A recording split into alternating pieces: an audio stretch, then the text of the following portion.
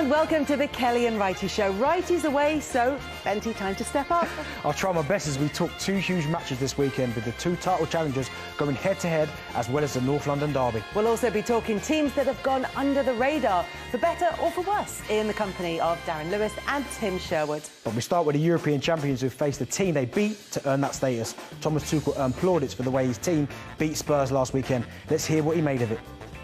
Actually, we did not change the system, but that's maybe the whole point. It seems like we changed the system, but we just played the system with more belief, with more energy, with more quality, sharper.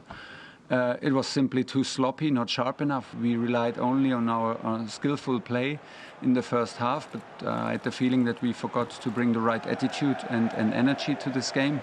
So there were already individual performances that were on a high level, for example Thiago or for example Kepa, but as a team we allowed too many chances. We had way too easy ball losses, not enough ball possession, and we had the feeling that every duel, every 50-50 duel goes against us. So this had to change, and if you have N'Golo on the bench and you want to step up in exactly these patterns of the game, it's the best player to bring because he's unique and he can change any momentum. So it seemed to be, from characteristic, first of all, a bit more defensive, but we wanted to improve our compactness, our ball wins, our closing, our spirit as a team, and have a higher intensity and work rate in our match to win balls actively and put the match in the opponent's half, and then rely on our skills. That was the idea behind it, and I am happy with the reaction. The reaction was absolutely needed. But we showed it and played a very, very strong second half to deserve this win. I'm so interested to see Chelsea against Manchester City this weekend, because really we've got the two pre-season title favourites going head-to-head.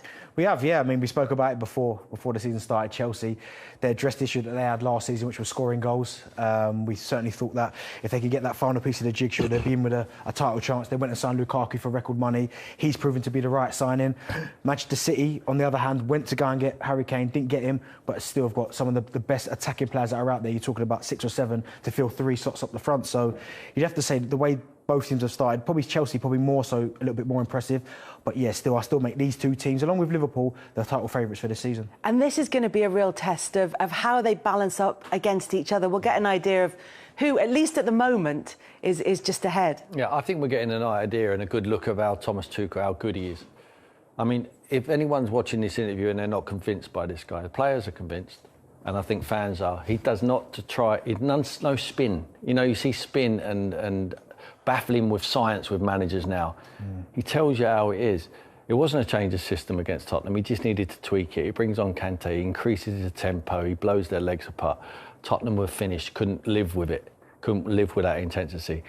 He's clear and incisive of what his decisions are. So I always give Man City the advantage because of Pep Guardiola, because I'm not sure how good Tuchel is. Now we know how good this guy is.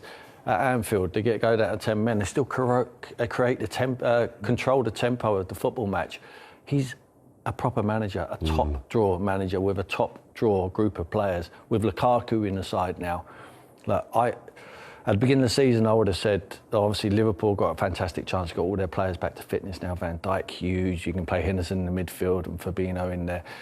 Yes, they're going to be there. Ronaldo now coming at Man United gives them a chance, but with Tuchel there, with Lukaku, I've put them right out there with City. You're absolutely right. I think it's a 2-horse race between them two. Well, it's a 4-horse race, but I would say it's a 2 with two favourites. It's a 4-horse race. The top 4's done. I don't know what order they're going to be in, but if you was asking me to push now, I would say because of the two managers of Man City and Chelsea, I put them as 2 of the favourites. Do you look at the teams who are level on points at the top of the table, and Manchester City aren't in amongst that, but that's not to say that they aren't going to be there come the end of the season. But because Chelsea, of the two, have had the better start, yeah, people will be starting to think, like Tim, they're looking the real deal here. This is really when we're going to tell whether they are or not, isn't it? I think that's why for us pressmen this is such a good and quite an exciting season ahead, because around about this time there were doubts about Pep Guardiola as well.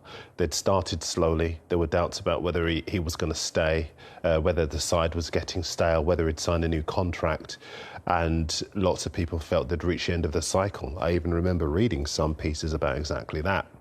Signed a contract, suddenly they clicked into gear and they ran away with it and nobody could stop them. It's interesting that in their 5 wins so far this season, they've scored 23 goals. You know, they know where the goal is. But having said that, at this level, as you rightly say, when you're up against a side of comparable ability and a guy who pays attention to the details like Tuchel, if you don't have a striker, they can find a way to neutralise you. And that's why I would give Chelsea the edge. The only thing I disagree with slightly is that, well, you know, because you've won the title, the best defence tends to win the title. Chelsea have only conceded 1 goal so far this season. Liverpool have only conceded 1 goal so far this season, and between those two. But I do agree that top 4, it's a lock. The 2 Manchester clubs, Chelsea and Liverpool. No other team for me will get into that top 4. When you look at these 2 teams now and you compare them to last season in this same fixture, when Manchester City ran all over Chelsea, they were 3-1 winners at the end of it. It was one of Frank Lampard's last game in charge. So that was after Manchester City had started to get up and running for the season. That was sort of January time. They feel like they're 2 teams in a completely different place going into this one. Well, Chelsea certainly are, because as you said there, under Frank, I mean, he made a couple of decisions in terms of selections. You look at Alonso, you look at Tony Rudiger. I think Rudiger was on his way to Spurs at one stage. Alonso was going elsewhere. But then when you look at, he came in, tweaked a few things, changed the formation, made them to a back 3. They looked a lot more solid going forward. So yeah, I can't see that happening again this time. I mean, Manchester City, as you call it, have got firepower, a lot of attacking players, defensively, very, very good. But when you look at Chelsea and the way that they're playing and the energy, and obviously, as I said, signing someone like Lukaku, he's now starting to fit players into their correct positions, because we saw again under Frank where he made a couple of decisions where he was playing. He obviously played Kante a bit further forward at times, and he was playing Mason Mount maybe in a position that didn't really suit him. He didn't quite know how to get the best out of Timo Werner. Straight away, Thomas Tuchel came in. He addressed that. I know Timo Werner was still missing chances, of course. But this season now, they look a lot stronger than they did last season by playing him from the left and Lukaku down the middle. Can I just add to that? I mean, Tuchel manages pressure very well. I think that's the most striking aspect of his management. I bet you PSG look at the decision to sack him and think, what did we do? Because they're all over the place now. Whereas Tuchel has gone to Chelsea, they give him big players, they spend big money. Werner doesn't score as many goals, he's not been the hit they wanted him to be. No one hardly talks about it. You know, us guys put pressure on him. He wasn't brought in as Tuchel either, which is... Well, yeah, but I think essentially his job is almost to make the component parts better. But what he's done is make the team better. So if somebody's not functioning within that team, they kind of get the space to be able to find their feet. Kepa, for example, his confidence is back to where he wanted it to be. Werner is able to kind of just... You're right, he's still not anywhere there, and he was brought in beforehand, but at the moment, this guy could change Coke into Pepsi. You know, I mean, he is so good. So I think as far as his ability to be able to empower the team and to create that defensive base and to cope with the pressure of having to get goals out of Lukaku, who's flying, and manage the expectations of the fan base, and you know, even cope with us guys in the media saying, you know, if he doesn't win the Champions League, is it a failed season, whatever else? And he does it. He's done everything. I think a game like this now, I mean, he's won the last 2, is it, or 3 against City. He's got a really good record against Guardiola. Nothing phases this guy. And that's what I think is his biggest hallmark. You know, when you talk about Timo Werner as well, he's found the way of getting the best out of him in terms of without putting too much pressure on him. Yeah. Because he was brought in to score the goals. Didn't quite happen for him. Brought Lukaku in, he's moving to the left. But even now, the way he's managing him, bringing him on late on games, I mean, you see him against Spurs when he comes on, he absolutely torments them. Should have had a couple of goals himself, missed a couple of big chances. So it's not even about the team that it starts with. It's even making the right substitutions at the right time, knowing how to use Timo Werner, but not also putting a lot of pressure on him as well. So I think his man management is underrated as well. I think he's a very, very good manager. Sorry, Kika, I know you're the mover. Forgive me for this, but no, listen. If we have anything on the show, we have time. You know, but if you look at Saul, is a really good example. Last weekend, came to the club, fantastic player, but had an awful start. Took him off at half time. Nobody's talking about him. because the team are doing well. The team are scoring goals. The team are keeping clean sheets. I think it's 3 times now they've scored 3 goals. Last weekend against Spurs, as you were saying, if they were a racehorse, the further away they go, the further away they pull away, because they are just a class above. And that's all down to Tuchel. So you get the opportunity, these guys know far more than me, to be able to find your feet within a team that's winning and doing well than you do within a team that's struggling. Because when you're struggling, us guys in the media say, yeah, he's not getting the best out of Werner, not getting the best out of Sal, not getting the best out of this person or that person. But at the moment, because he's doing well, all those individual players are getting the time to find their feet. How many players, I mean, the key component for any manager at Chelsea is managing the ones who are not playing. We don't even hear about the ones who are not playing. Not even talking about them, because how would you feel Darren knocking on his door and saying, why am I not getting in the team? You know you're going to get a straight answer. You know, he's not going to give you any flanner. He's going to say, listen, you're not playing because he's better than you at the moment. As long as you continue to train hard, when you get the shirt, it's up to him to get it off you. Easy. As a player, it's honesty. You know what to expect. I think it's a waste of time them knocking on his door saying, why am I not playing? Helps when the team wins every week, but he's got all the answers at the moment. He can just tweak his formations. Darren's absolutely right. And Frank, it was glaringly obvious, needed to play 3 at the back. It suited more of the squad, what he had. Rudiger's just a giant now at the back there. I mean, it's, Thiago Silva in with him, Christensen, who was getting bombed out, back in the fold. He's still got academy kids coming through there. Mason Mount's still playing there. Like Gilmore's had to go on loan to Norwich, which would be a good experience for him. Jorginho was unhappy as well, wasn't he? Yeah, there's so many of them. Alonso, you know, he's incredible. And the pressure, I mean, Kai Havertz hasn't done it. I mean, he's a big reputation. We're talking about Timo Werner. Kai Havertz hasn't done it. But he's what he has done, and Chelsea fans will tell us, and Thomas will tell us, and so will Roman Abramovich, scored in a Champions League final. You know, so he ain't done bad, but as a whole, over the period, it's not delivered. The honesty question's a really interesting one, because it goes back to what Darren was saying about Saul and bringing him off at half-time, and normally, you know, a player would be devastated if that happened to them. Thomas Tuchel came out in the post-match interview, which I think was as revealing as anything else, and said he just wasn't playing well. He'll be fine. It's just his first 45 minutes. He didn't really cope with it, but he'll get better. And that honesty that you're talking about was reflected in that interview. Yeah, and it's out there on the open. I mean, no one's asked him, Saul, what did the manager say to him? He's told them.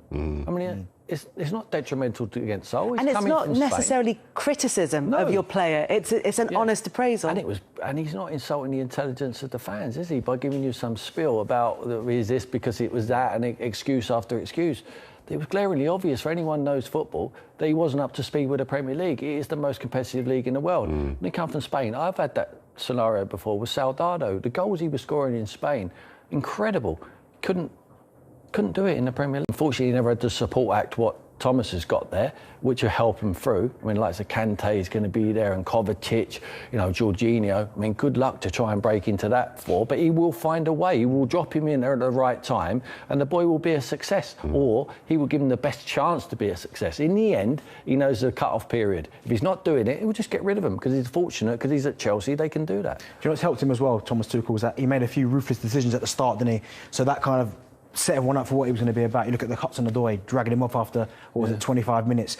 Or there was a couple of others players, I can't remember, where he was talking about they weren't playing well and got them off. So now, when he does it, there's not a story around it. He's like, well, this is why I'm doing it. And as Tim's saying there's no spiel. He said, look, you've seen me do it from the moment I got here. So now I'm doing it now. There's no questions you can ask of me. And I think even the Chelsea players now will go, well, I kind of expected it now, like he's done it before. If I'm not up to scratch, he is not scared to make the ruthless decision. And it doesn't matter what player it is, how big you are. If you're not pulling your weight, you're coming straight off.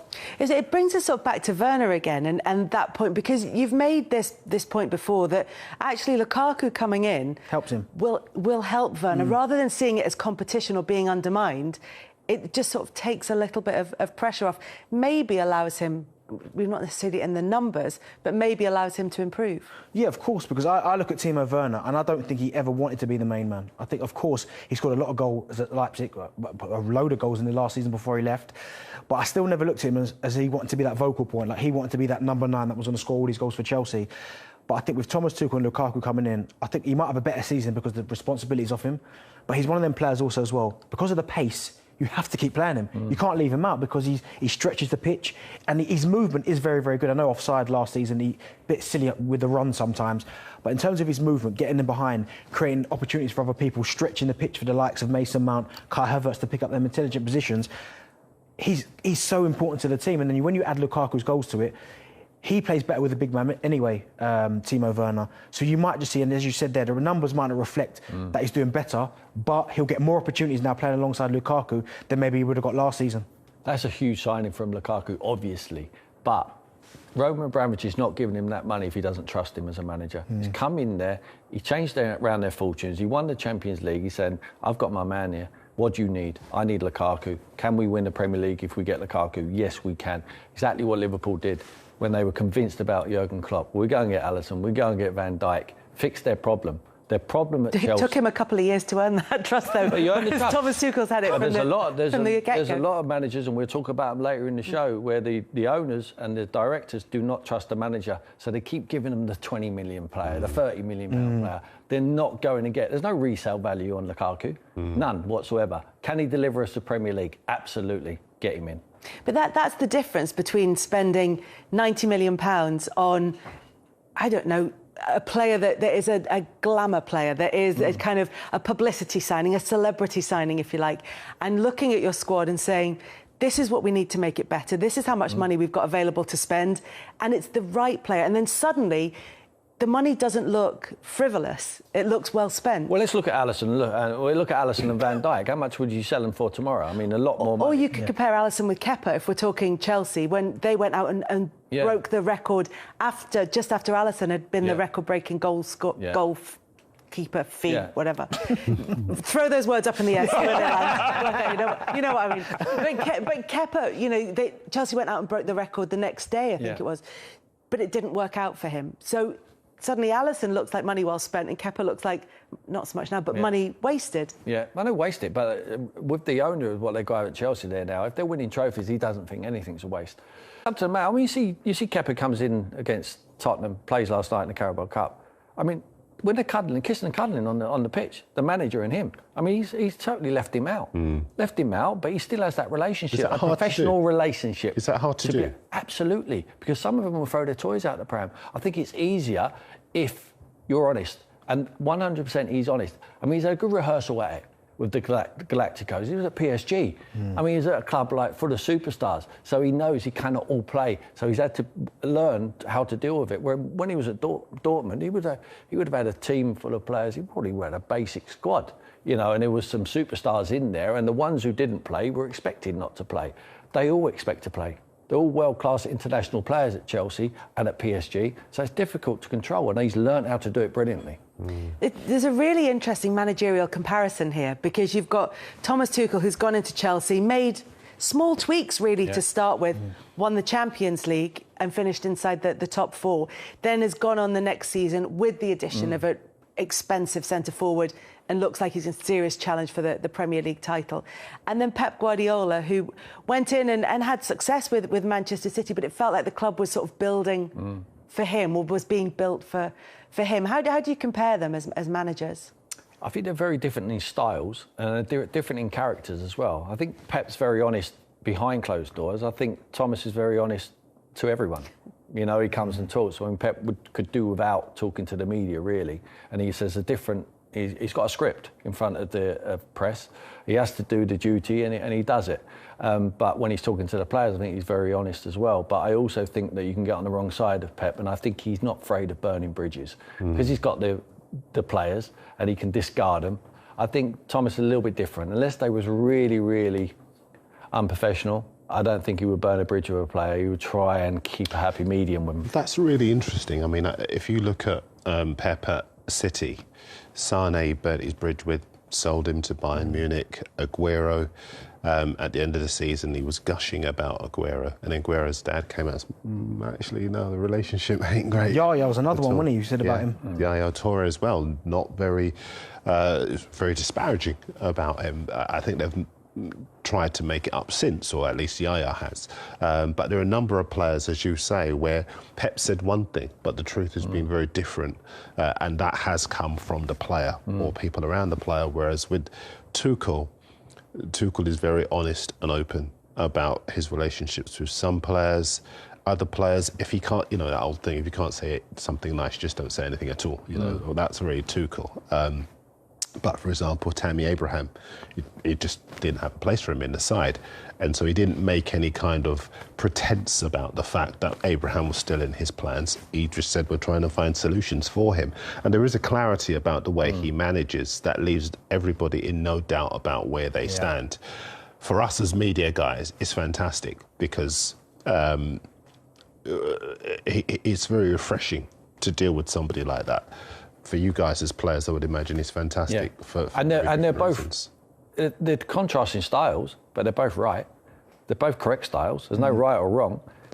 Because the reason why there's no right or wrong, because they deliver trophies. So what they do, when you win as a football manager, everything you do is right. Yeah, but when you don't win. When you don't win, you come under criticism. Yeah. Yeah, and you've got to expect that. And Pep's no stranger to criticism. Yeah. He knows, because he puts that pressure on himself. And Tuchel will come in. I mean, he's done nothing wrong at the moment. I mean, it's been plain sailing for Tuchel. Yeah. And it's easy. When you come in initially and you start winning, you're in the Champions League. Listen, you could say to the players, I want you to stand over there on your head for 10 minutes. They're going to do it. They're listening to you all of the time. You're the man who's bringing silverware to the club. He's next. He needs to win the Premier League. And Roman Abramovich, he'd be under no illusions, Thomas Tuchel. I brought Lukaku into you. I've given you everything you need. You need to deliver me that trophy. That domestic trophy is what I know. And Pep will be under the same pressure to win the Champions League. When you look at Thomas Tuchel at the end of last season, though, there were whispers at the end of the season when they just about got into the top four. They lost the FA Cup final, weren't playing particularly well. People were saying, fine margins, yeah. If he starts off this season badly, he might be out of a job. Obviously, it helps that he goes on and wins the Champions League. But it helps anyone, that, doesn't it? I mean, it plays over all the cracks. But as I said, going to that club, Chelsea, I mean, where they've had so many managers, and Roman Abramovich is ruthless. You'd have to say he is ruthless. But I think it's one of the most obvious jobs as well, in terms of exactly what to do when you get there. Like, if you deliver trophies and you do well, then you'll stay. But quite obviously, if you don't deliver the trophies or results, you'll be straight out. So it's quite straight. At least it's straight down the middle, and you know what you're getting yourself into. Yeah, it sounds like that sort of clarity seems like a perfect match, actually, between Chelsea and Thomas Tuchel. Although previously his rows haven't been necessarily with players; they have been with hierarchy, and that's what we've sort of seen from him before. Let's sort of talk a bit more about Manchester City, because since Pep Guardiola has come in, obviously it's all been based on this. Look, the defence has been really good, but it's all been based, and when we think of Manchester City, we think about that great attacking football, we think about the goals, we think about the sort of beautiful side of the game, but they don't have a number 9. And he did want a number 9. So this isn't about saying, oh, Pep Guardiola is wrong for playing a certain way or playing with a false 9 or whatever you want to call it. It's just asking the question of, if he wanted one, are they going to miss out on having one this season, do you think? Well, it looks like it. I mean, I know Florentino Torres is kind of filling that void at the minute. But I think, as I said, when you've got that many attacking options in them front areas where they pop up all over the place, they're unpredictable to play against, I think they're going to cause a lot of teams problems. But on the flip side, they might have a few more results like the Southampton, where games are really tight, they can't really open them up, and you need that centre-forward's instinct to be in there where it hurts, in that 6-yard box, just to finish it off. But I just think with the quality that they've got, they'll always find a way. But it might be results like the Southampton, or games that are that tight where you haven't got that centre-forward, where the title's won and lost, because I don't think they can do what they did last season, Manchester City, where they had a really bad start to the season, they then played catch-up, won all them games in a row, and then ultimately walked the league. I think the league's too strong this year. Chelsea are better, United are better, and Liverpool are better. So I think the fact that they haven't signed the centre-forward, it's going to be them fine margins that might cost them winning the title this year. And you look at that, and you look at the other teams on there, and there are the big games that you'd expect, the likes of the ones against Manchester United, Liverpool, Chelsea, but you also look at the dates on there, and so many of them are from Pep Guardiola's earlier time at Manchester City, and the fact that came against Southampton and came last week, is that significant, do you think, Tim, in terms of City's season? I just think I find it really difficult to write off. No, we're not writing off. We're just asking about one aspect. No, but I think we're trying to say that they're crap. But we're absolutely, they're not, are they? I mean, we know how they're good. Not. They're brilliant, we know how good they are. In the games in which they've won, we don't want to believe what Darren's saying. What Darren's saying, we don't want to believe. We don't want to believe a team can win the Premier League without a centre forward again. I mean, I wouldn't put it past him to be able to do it. He shares the goals around. Look, Foden scores a number of goals last year. He's been out injured, been fit. Gundogan's been out with his injuries as well. They scored a number of goals last year. I agree. He would have wanted a centre forward. I also like the fact that they haven't gone out there and just bought anyone. They targeted a man like Harry Kane. If they couldn't get him, he didn't want to say, well, let's just take him, because he can develop Ferran Torres. We've seen he's pushed Jesus out onto the right-hand side now. He finds a way. And I think we're wrong to look at, oh, that was just last week. We've got to give credit to Southampton for keeping them quiet, sat nice and deep. They couldn't break them down. It happens. Next week, they might win 4 or 5 against Chelsea. Do you know what the thing is, though, Tim? Actually, yeah, maybe sorry. not. I mean, next week. The only thing is, Tim, I think this season, though, you look at last season where they were able to do that. Chelsea are a lot stronger this season, because last season, under Frank, a little bit indifferent. Liverpool had all their players out. They weren't nowhere near as strong. Manchester United look a completely different outfit with Ronaldo. I don't think this season they can afford to play, like, fall behind so far and then just win 22 games in a row and catch others. I think they'll be fourth if they try that. No, I agree. I hope you're right, because we don't want to believe it. Because if he does manage to pull that off, then listen, it depends where Tottenham are by January. He's done it before, and not just at Manchester City. You know, he has done it before without that kind of focal striking. He had Lewandowski at Bayern Munich, but I don't think that was necessarily a kind of ideal position for Pep Guardiola. So it's not, it's not out of the ordinary that he's doing it like this.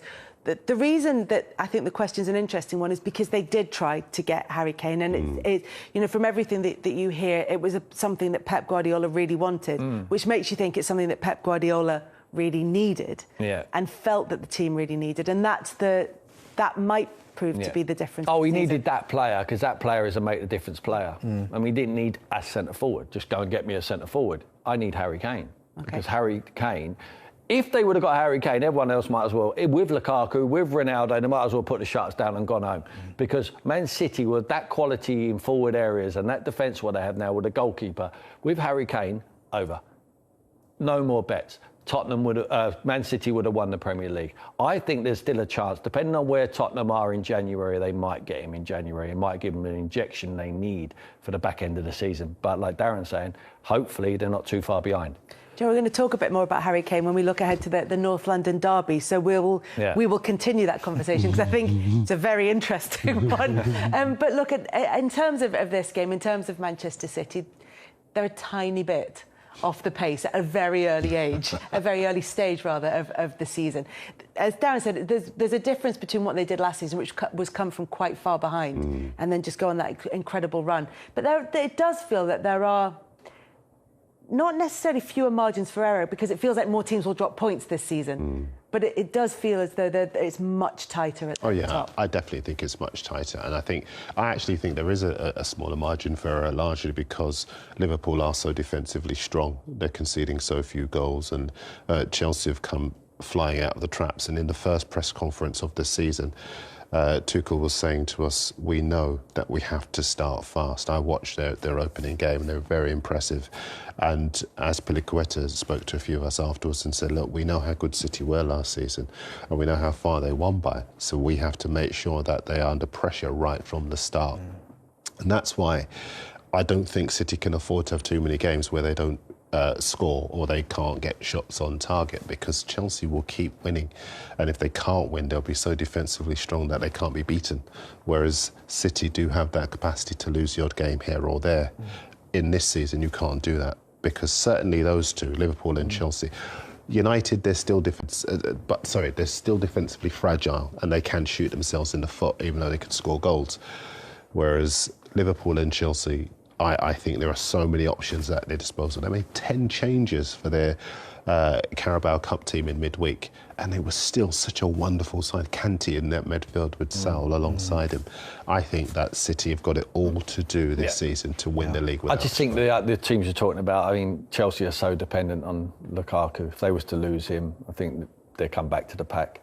And Liverpool, obviously, with Van Dijk, lose Van Dijk again, you've got the same old problems. All right, Gomez is fit again now.